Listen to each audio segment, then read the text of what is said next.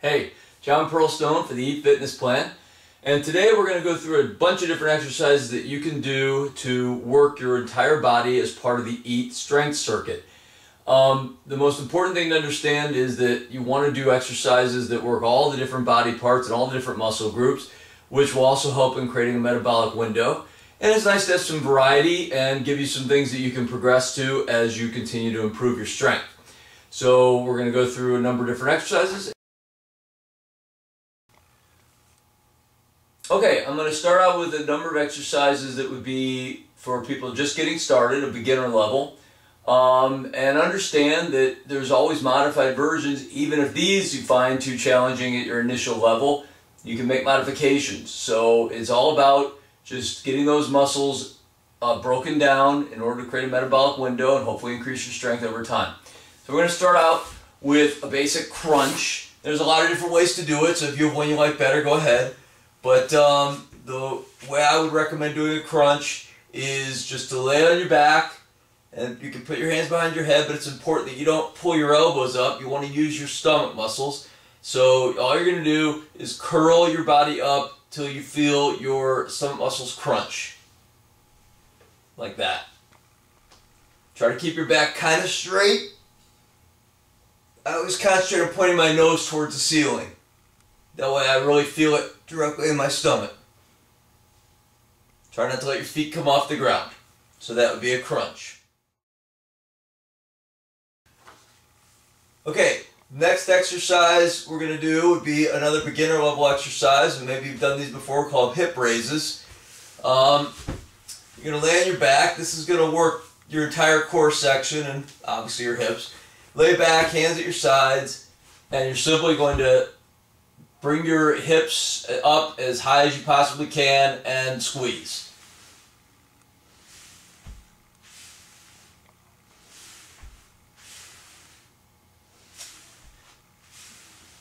Okay, if you want to add a little bit of difficulty to that, push up with a little more force and then kind of resist as you come back down. Don't let your body hit the ground. I'll show a couple of those. That would be more of an intermediate way to do this exercise. So I'm up. Slowly come down, pop back up, slowly back down, pop back up. So again, try to keep the resistance on my midsection throughout the exercise. That's another way to do that. And that would be hip raises. Another good exercise at the beginner level, which I still do, no matter how good you get, it's a great exercise to include, would be bicycles. So bicycles, talk a little easier this way. Bicycles are very simple. You just lay back, and again, hands behind the head without pulling your body forward. Just keep them rested back there. It's kind of support for your head and your neck. And you're going to bring one leg up and the opposite elbow, and you're simply going to trade the elbows and knees in a bicycle form, bicycle motion, over and over. Aim your elbow at the outside of your opposite knee so that way you get the maximum body movement as you go through the exercise. So I'll do a couple now. I push out with my heel. Some people keep their toes pointed. The main thing is to feel it in here. You want to feel it right in your midsection. So if you don't, maybe you're applying too much upper body, you might throw your arms too much, or maybe you're pulling too hard with the legs. Just really let it work your midsection. Once again, if that's something that you're not ready to do, I've talked about this, but you can basically be here and just point from a position flat on your back. Bicycle is a great exercise to get you started. It works a lot of different body parts, and it really helps the core. Donkey kicks, mule kicks, some people call them, and fire hydrants. I combine them together. Depending on your level, you can split them apart if you want to. And all you're really doing is bringing your knee up and in and extending straight back. So up and in, extend straight back. That would be a mule kick. Now, the fire hydrants, you may have seen these before, is you're simply going to take your leg and extend it as high as you can to the side with your knee bent. Okay, work those inner thighs, work the outer hips. You can really feel it in there. A good lower body exercise. So I'll show you an example of a very small set of what I do. Let's say I'm doing a set of 2. Here's what it would look like. I go right into the mule kicks, 2 of each.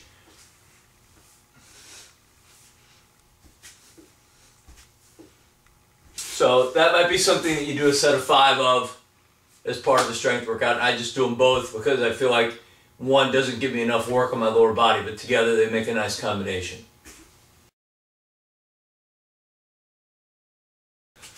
Okay, the next exercise is called Russian Twist. It's one of my personal favorites. It's designed to work the entire core, but it really focuses on an area a lot of people don't even work on, which is the obliques. And you're going to need a book or a weight. I use a med ball.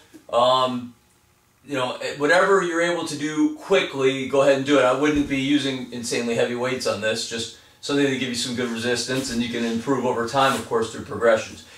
The format is put your feet in the air, ball stay center, try to keep your chest pointed forward, try to keep your eyes forward, and you're going to reach and touch the ground. You should feel that directly across your midsection. You know, your body's going to move some, but don't look each direction. Don't turn your whole body. Let your midsection do the work. One more time. Make sure you got it. Feet up. On this one, you want to go fast. But you do whatever level you can handle. You don't get hurt, and you progress. You can raise the weights once it gets easy. Okay? This next exercise is one that really focuses, you can use your lower body with it, but it also gets a great core workout. That's called mountain climbers. And what you're going to do is you're going to get up on hands and up on your toes and your hands, almost like a modified push-up position. Bring one leg up, and then you're basically just going to trade legs in a fast format, almost like running in place. So